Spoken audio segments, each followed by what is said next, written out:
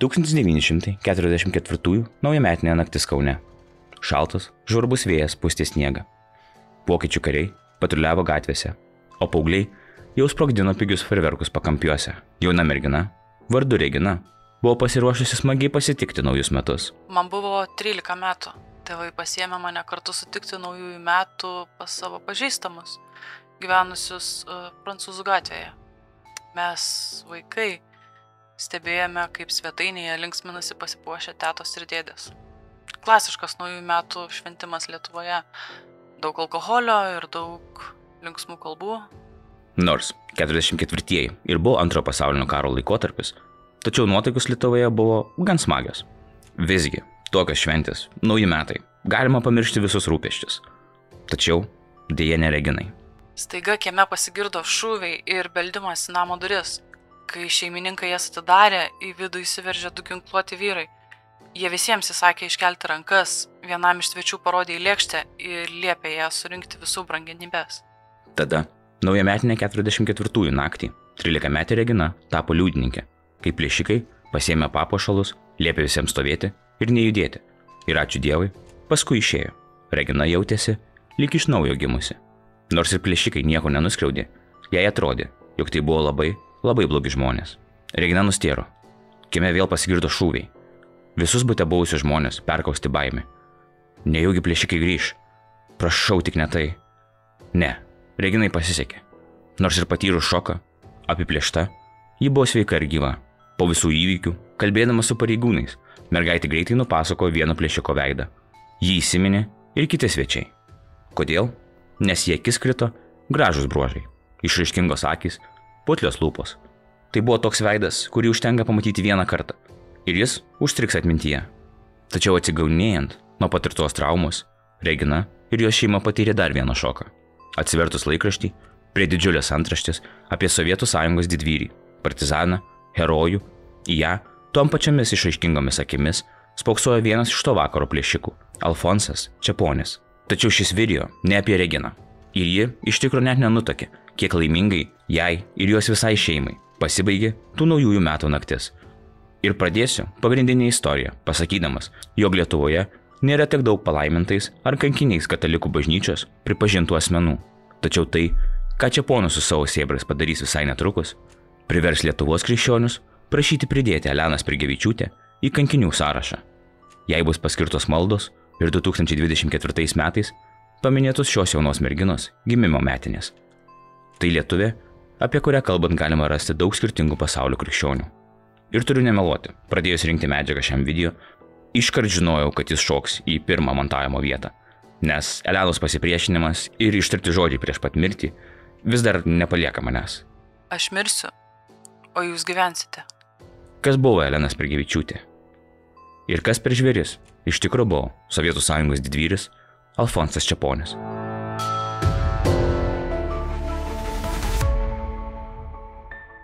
Gimusiai 1924 gruodžio 22 dieną Kaune, tarnautojų šeimoje, mažai Elenutei gyvenimo pradžia nebuvo pati lengviausia. Nuo pat kūdikystės ją kamavo ligos. Tačiau motinos pastangomis ir turbūt meilės dėka vėliau buvo išgydyta stuburo deformacija. Pirmieji žingsniai, pirmieji iššūkiai. Bet Elena buvo stipri. Ir tiesą pasakysiu, skaityti apie 44 metais išgydytą stuburo deformaciją Lietuvoje yra gan smagu. 1931 metais Elenutė pradėjo lankyti 15 vidurinę mokyklą, kur jai puikiai sekėsi tiek su mokslais, tiek su draugais. Vėliau įstojo į Saulės mergaičių gimnaziją. Čia ją auklėjo seserys Kazimierietės.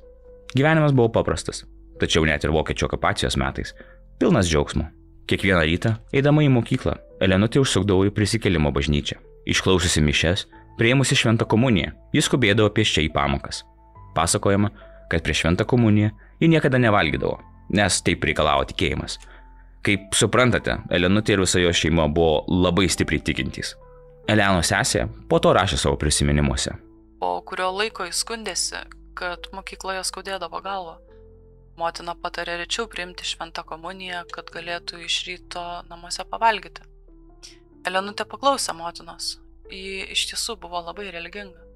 Kaip dabar atsimenu, mes abi, tėvų neraginamos, kiekvieną vakarą suklaupusios miegamajame melsdavomės Dievuliui. Kiekvieną sekmadienį mes abi eidavome į bažnyčią, išklausydavome šventas mišias, prieidavome išpažinties ir priimdavome šventą komuniją. Mes abi namuose atlikdavome įvairius darbus, nuo kambarių tvarkymo iki gyvulių priežiūros. Elenutė šioje srityje buvo antras po mamos žmogus. Grįždama iš mokyklos, Elenutė kaip kada skųsdavosi, kad iš jos pasišaipydavo draugės dėl jos kuklumo, skaistumo, geranoriškumo bei religingumo. Dėl to ji išgyvendavo, tačiau savo gyvenimo niekuomet nekeitė. Tačiau Elena buvo ne tik sesuo, bet ir globėja. Brolis Česlavas prisimena, kaip Elenutė globojo jį kaip antroji mama. Tuo metu buvo įprasta, kad vyresni vaikai rūpinasi jaunesniais. Kadangi aš buvau jauniausias, Elenutė mane globojo. Ji buvo man kaip antroji mama. Elenutė didelį dėmesį skyrė mano religiniam auklėjimui. Ji mane išmokė žegnotis, poterių ir mylėti Dievą. Be to, ji buvo ir pirmoji mano mokytoja. Mokiusi mane skaityti ir rašyti. Elenutė mane labai mylėjo. Jautė didelę atsakomybę už mane. Ji su manimi dažnai žaisdavo, vežiodavo mane rogutėmis. Ir jeigu aš tik kur nors pradingdavau, juk buvau vaikas, ji dėl to labai pergyveno ir intensyviai manęs ieškodavo. Iš Elenutės daiktų nedaug kas pasiliko. Ypač man brangi, jos įteikta man maldaknygė, su jos ranka parašyta dedikacija.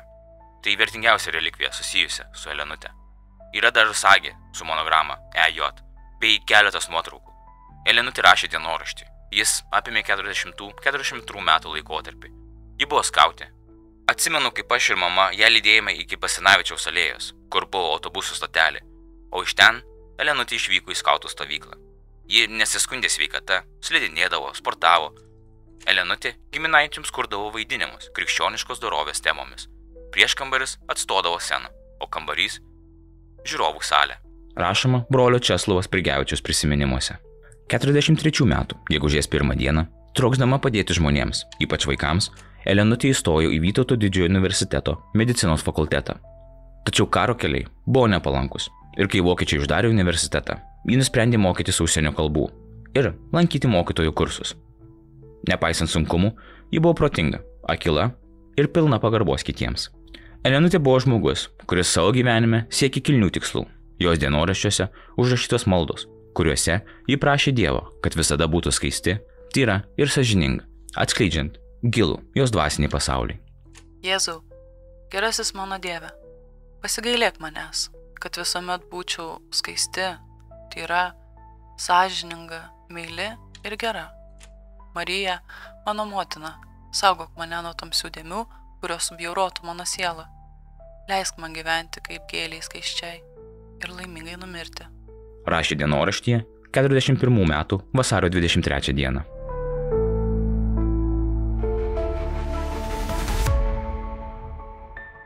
Bet grįžkime į tų 44 naujų metų pradžią, nes čia dėja Elenos istorija ir užsibaigė.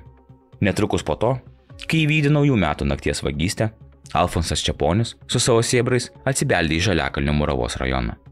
Taikos prospekto ir Studentų gatvės sankirtoje dabar rymanti didžiulė Balto angelo statula žymi tragediją įvykusią tų metų sausio 3.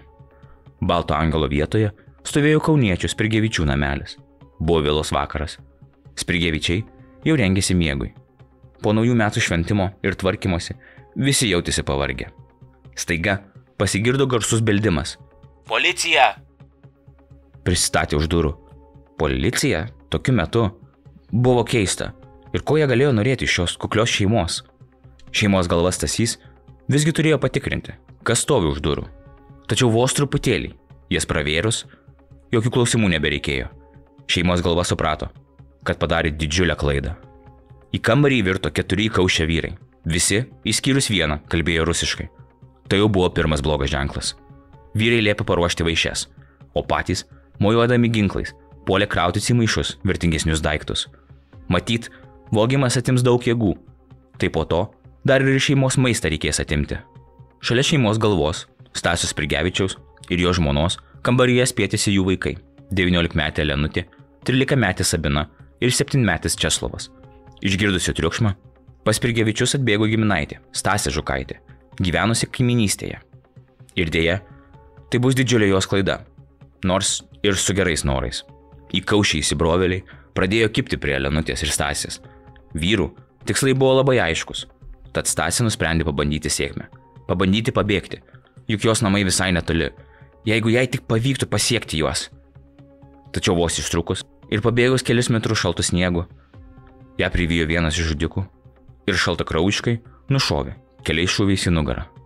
Tada jis grįžo pas sėbrus, lyg niekur nieko, vėl sėdo su jais prie stalo patauti, kol lauke šalo Stasės kūnas, kuri galėjo net nebūti šios dienos auka, jeigu neturėtų tokios geros širdies ir nebūtų iškart atbėgusi pagelbėti Spirgevičių šeimai.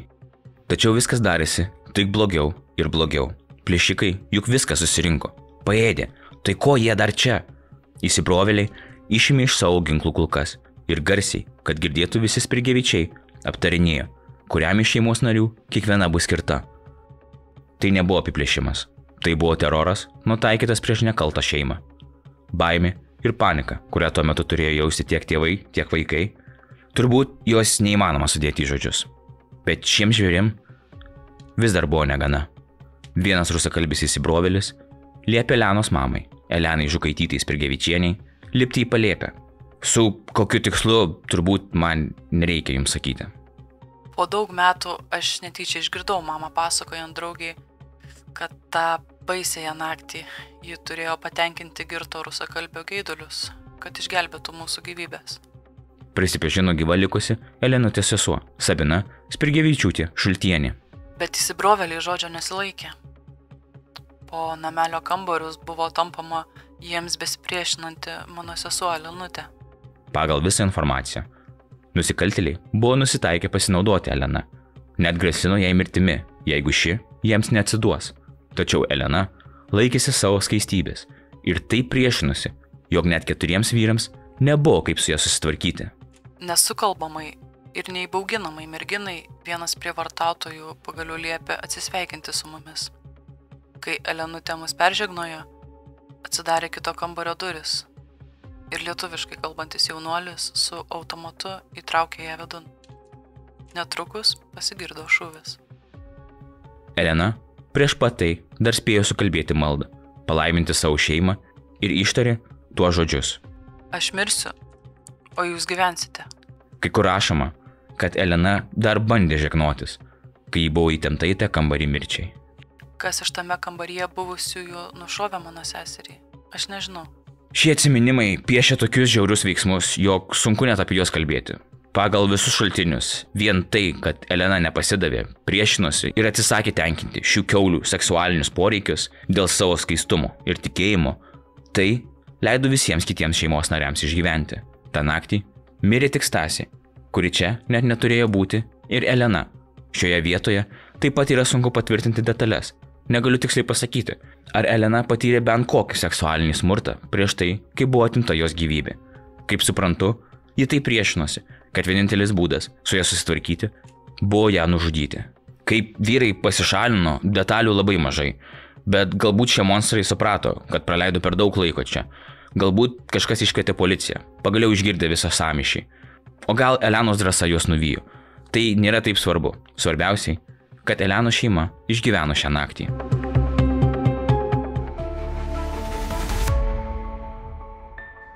Praėjus 3 savaitėms, sausio 24 rytą, Spirgevičius ėjo Žemųjų Šančių Siūlų gatve pas giminaitį. Iš vieno 2-aukščio medinio namo policija išnešinėjo negyvą vaikiną ir šeimos galva negalėjo to patikėti. Tai buvo lyg ženklas iš pačio dangaus. 10 minučių anksčiau ar vėliau ir jie nebūtų to matę. Tačiau dabar buvo aišku. Dievas parodė. Elenos pasiaukojimas atkeršytas. Tėvas iškart atpažino lietuviškai kalbėjusi banditą, siautėjusi su 3 rusakalbiais mūsų namuose. Jis mūvėjo kostiuminėmis tėvo kelnėmis, kurios buvo pagrobtos su daugybė kitų drabužių ir daiktų.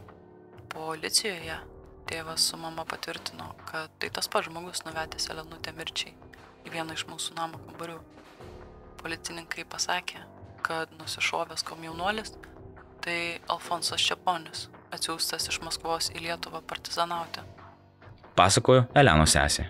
Ir čia gan įdomiai istorija išsiskiria. Pagal daugelį Lietuvos šaltinių, kažkam įskundus Čeponį policijai, tuo metu, kaip suprantu, tai buvo vokiečių policija, ši greitai apsuko jo namus ir per gan ilgą susišaudymą Čeponis nusprendė atsukti šautuvą prieš save, kad tik neįkliūtų vokiečiams. Tačiau pagal sovietų aprašymus ir dar daugelį šaltinių internete, Čeponis buvo apsuptas vokiečių karių ir didvyriškai susisprogdino su granata. Manau, kad dabar gan aišku, kad joks didvyris jis nebuvo, o ir bet kas sklido iš Tarybų sąjungos burnos, būdavo vien melas. Tačiau, kam keisti detalės apie granatą? Pilnai suprantu, kad sovietų tikslas buvo pavaizduoti Čeponį kaip drąsiai kovojantį su vokiečių kariais, būnant partizanu. Tačiau kam keisti nušovimą į susisprogdinimą? Ar susisprogdinimas buvo matomas kaip didvyriškesnis būdas, nei tiesiog atsukti šautuvą prieš save?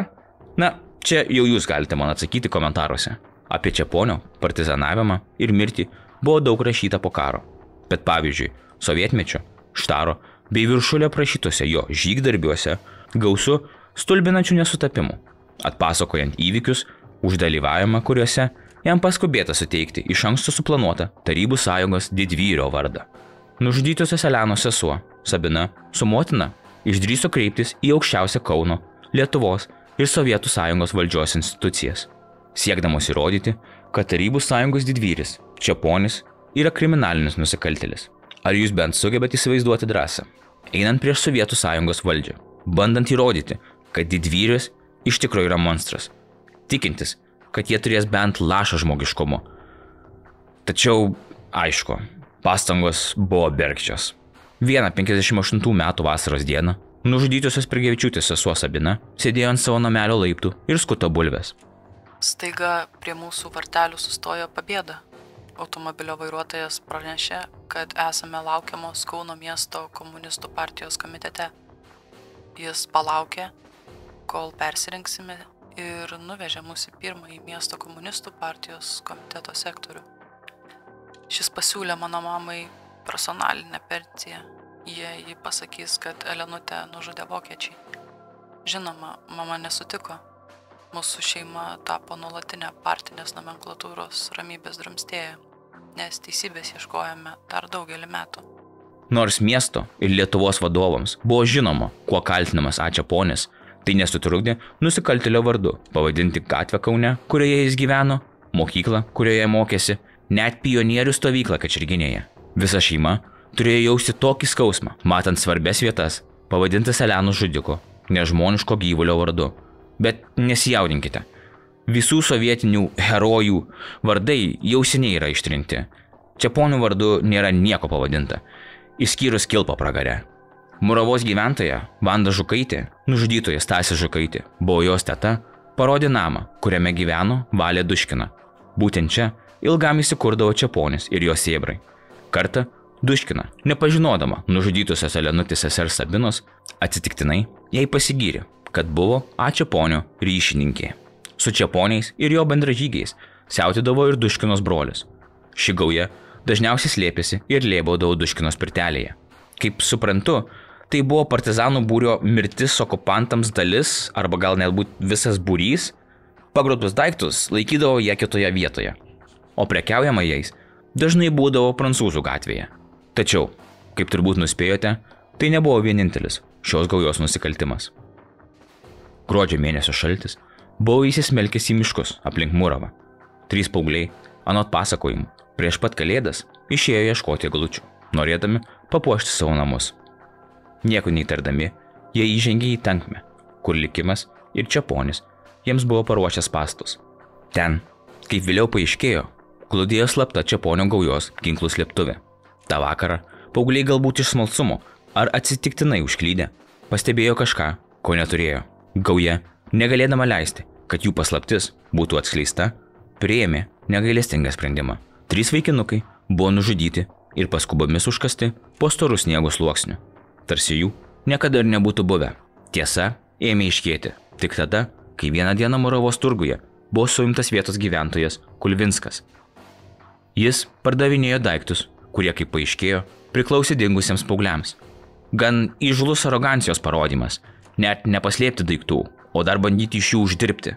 Policija, nedelsdama, ėmėsi tyrimų ir suėmė kitą asmenį, Duškinos brolį. Spaudžiami tardytojų, suimtieji galiausiai atskleidė kraupią paslaptį ir parodė vietą, kur užkasti nekalti aukų kūnai. 3 jauni gyvenimai, atimti sovietinių banditų. Dėl visiškai nieko. tai buvo tik monstrai. Tačiau ši byla ilgus metus buvo slepiama. 58 metais įnirtingas ir atkaklus Spirgevičiaus, vienu iš aukų artimųjų spaudimas, privertė teisėsaugą iš naujo imtis Moravos įvykių tyrimo. Apklausus daugiau nei 100 liudininkų, aiškėjo vis daugiau detalių apie Čeponio gaujos žiaurumus. Tačiau tarybinė valdžia rezultatų viešai neskelbė. Atrodo, kad įtakingos jėgos norėjo, jog šie nusikaltimai nugrimstų į užmarštį. Ir tai nebuvo nieko keista tais laikais. Kai Lietuva atkūrė nepriklausomybę, situacija pasikeitė. Lietuvos komunistų partija, anksčiau remianti tokius asmenis kaip Čeponis, staiga apsiribojo nuo savo praeities didvyrių. Netrukus iškilo nauji dokumentai, prisiminimai ir liudijimai apie šiuos siaubingus įvykius.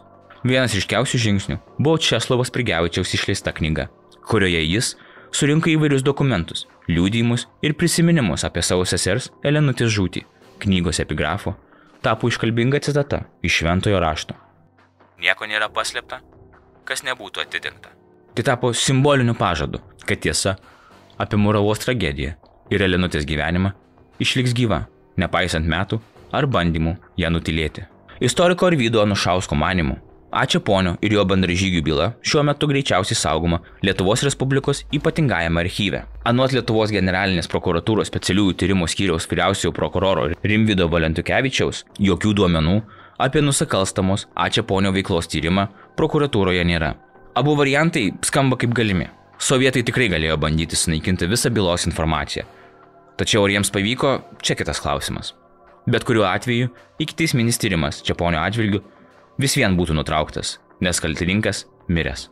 Sabina Spirgevičiūtė Šultienė kreipėsi į Lietuvos gyventojų genocido ir rezistencijos tyrimo centrą, siekdama, kad būtų istoriškai ištirta Čeponio veikla. Esu tikra, kad sovietmečių mūsų šeimos iniciatyva pradėta byla niekur nedingo, o joje sukaupti dokumentai patvirtins, kad sovietmečio Lietuvoje garbintas Tarybų sąjungos didvyris Alfonsas Čeponis sutepė šį vardą kriminaliniais nusikaltimais. Įsitikinusi Elenos sesuo. Pagaliau, po tiek laiko, po tiek pastangų, buvo pasiektas šioks toks teisingumas. Dabar, nors ir gali rasti sovietinių leidinių, garbinančių Čeponį kaip didvyrį, tačiau visur kitur jis minimas tik vienu žodžiu – žudikas. Man pikčiausia, kad jis sugebėjo palikti šį pasaulį savo noru, savo ginklu, savo pasirinkimu. Jis nusipelnė daug daugiau. Čeponis turėjo patirti tokią pat baimę, kurią sukėlė šeimai. Pikta, kad jo akise negalėjome pamatyti teroro. Tačiau, manau, Elena buvo 100 kartų drąsesnė už Čeponį. Tad bent dabar jis bus žinomas per amžius kaip žudikas, o Elenos vardas bus tarp šventųjų. Tik negaliu patvirtinti, ar procesas ją įrašyti į kankinių šventųjų sąrašus yra baigtas ar vis dar tęsiamas. Kaip suprantu, tai užtrunka gan ilgą laiką. Tad vėlgi, jeigu kas gali suteikti daugiau informacijos, iš karto perku šokoladą. Na, nemeluosiu. Galvoju, kad šis projektas susidarys iš maždaug 20 video. Ir ką, čia tie keli nusikaltimai Lietuvoje. Saugi šalis juk pas mus. Bet dabar jau turbūt turiu virš 100 temų ir kas vakarą vis atrandu kokią istoriją, kuri priverčia pasakyti, kas per velnias negerai su žmonėm. Niekada neteko girdėti apie šią istoriją, net man pačiam. Bet Dieve šventas. Turiu pasakyti, kad nežinau, ar galėčiau pademonstruoti tokią drąsą ir pasipriešinimą, kurį pademonstravo Elena. Ir jei kas ir priklauso šventųjų sąraše, tai tikrai yra jauna mergina, išgelbėjusi savo šeimą ir sugebėjusi tokioje baimėje atsakyti. Aš mirsiu, o jūs gyvensite.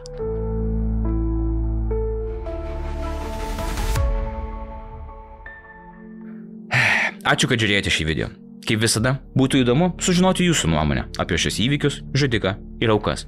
Paspaudus patinka mygtuką, prenumeruojant kanalą ar pasidalinus video su draugais, visada gaunate karmos taškų. Visas mano turinys visada bus prieinamas YouTube'ai nemokamai. Tačiau, jeigu norite paremti kanalą, tai galite padaryti vienkartinę paramą Contribui sistemoje.